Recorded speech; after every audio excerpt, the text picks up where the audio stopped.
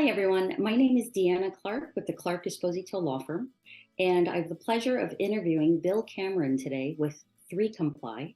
And today we're going to be answering the question, what is this U.S. government agency, Cybersecurity and Infrastructure Security Agency, CISA for short? What is CISA and what does it do? Bill, thanks for joining me today. Thank you very much, Deanna. It's a pleasure to be here. All right. So, first and foremost, what is CISA and what does it do? It's a great question because it's a relatively new agency and there's a lot of Americans that don't really understand what it fully does. Several years ago, this was created in part of the Department of Homeland Security, the government, but also the public and especially key infrastructure areas protect themselves against cybersecurity attacks and also be a way to be able to funnel and to be able to coordinate responses to cybersecurity incidents. So it's definitely a new agency, and there's quite a bit of things that they've done so far. Right. Well, let's get into that, because I'd like to know, do they do more than just monitor government assets? Are they looking into the private sector? Tell me about that. So that's a great thing. They do. Okay, so for government assets, yes, and there's several other agencies that are also involved with that, such as the NSA, National Security Agency. They're looking at things that have to do with key infrastructure. So what is key infrastructure? So from a public sector, things that could be schools, that could be local municipal governments, that could be state governments, things like that.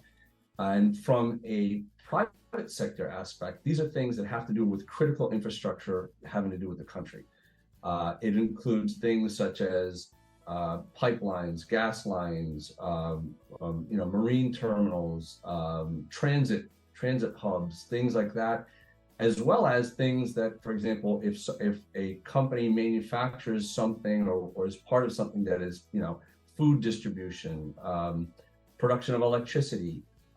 Also could be things such as even software is also considered part of that infrastructure area.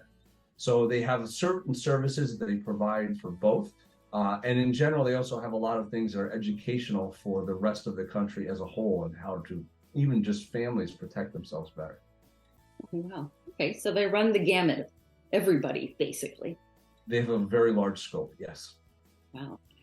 All right. So, under what circumstance, when, would somebody reach out to the agency? So there's kind of like two, I say there's like the two areas. So let's call it an emergency, an incident and a non-incident. So let's talk about the non-incident first. Basically, the CISA.gov site serves as a really good hub of information trying to get out to the public about incident threats, things that are potentially could be threats against the country, things that if there was, a certain type of ransomware that's going out, some sort of things to be able to make sure that they're aware of, and other activities that are happening. And then from the incident side, it's a way to be able to report cybersecurity incidents to the government.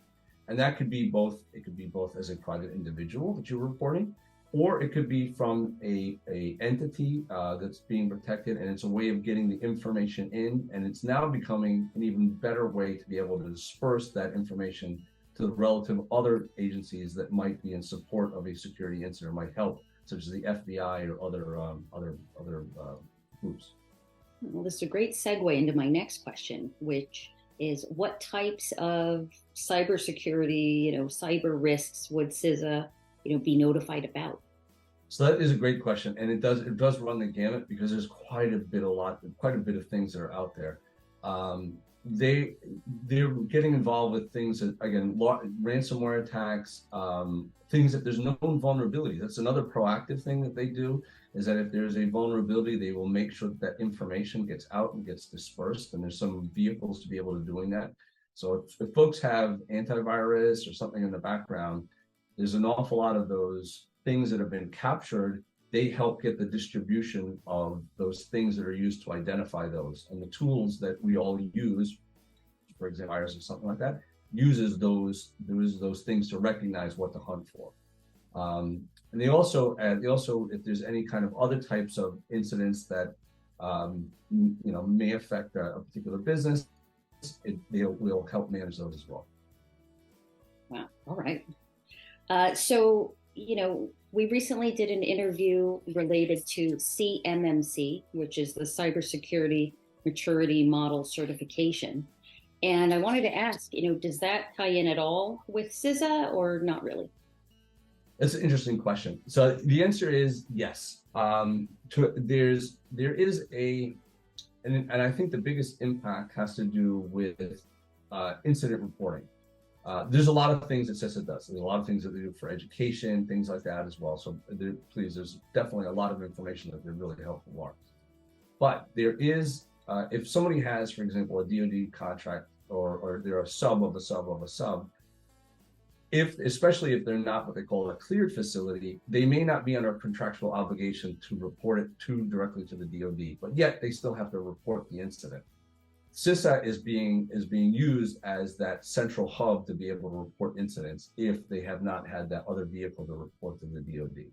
So there definitely is, and I anticipate in the future that will be used more and more. And there will be other agencies that will wind up coming involved. So I anticipate that CISA will grow as the center point for the distribution of incident information out to relative agencies. Wow. All right. Well, Bill, you've shared a lot with me today.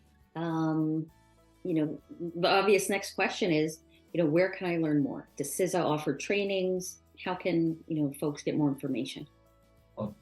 The CISA site is a treasure trove of information. You can get lost in there for days.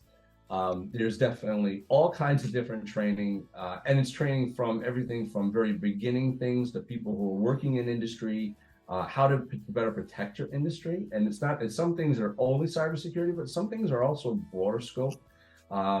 There's materials. They also, by the way, have a very important outreach program. And actually, we've used this. They will help if somebody is doing a incident response test and they're doing a tabletop exercise. They can come in and help you do that and be part of that program to be able to run those things. They have some things which they also provide certain services to critical infrastructure companies where they will do vulnerability testing and looking at things from the outside. They also do some cybersecurity risk assessments as well, which are very good. And there's a lot of different resources they can tap into.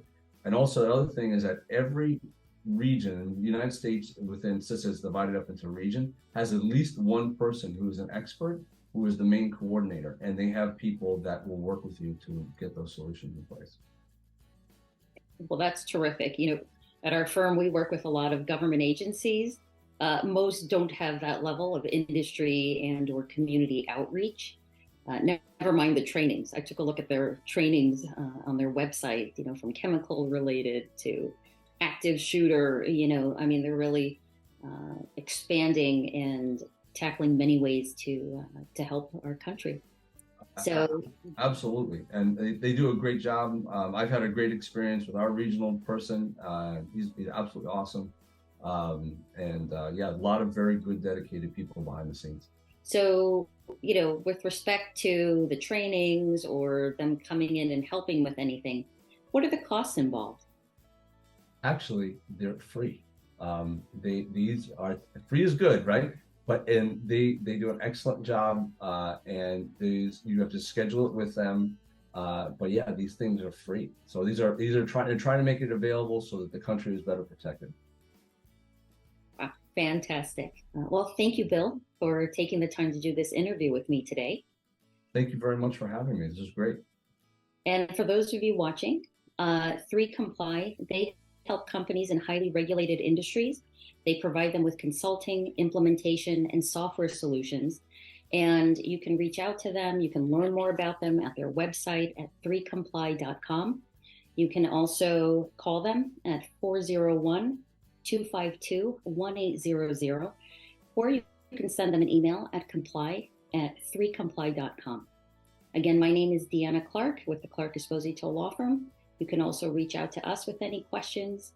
We can be contacted using the contact form on our homepage at www.clark-espositolaw.com.